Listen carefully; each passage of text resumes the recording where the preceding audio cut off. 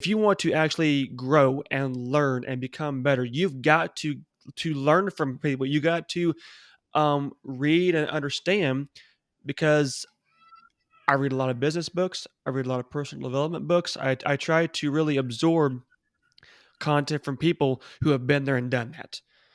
And one thing that I've realized is the more books I read, now especially, the more ideas I come up with. But it's also shown me the reason why wealthy people do this, because there's always someone out there that is smarter than you, that's done more than you, or that has done what you're trying to do, that has experiences, that has stories. And you can learn a lot by doing it on your own, right? But whenever you learn from someone else, your learning curve is expedited, and you Mhm. get to implement the success of someone without having to go through the hardships yourself, I think, in some cases. So outside of, this podcast where we basically told people, hey, don't do what we did because we did it wrong. They're that much smarter for listening to you.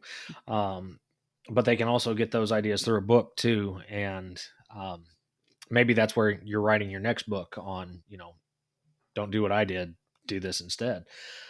Just the idea that in reading books, developing thoughts and self help, self discipline, business, and it might not even be the topic of the book that gets you thinking in a certain way. There might be some sentence or paragraph that jumps out to you that really sparks an idea.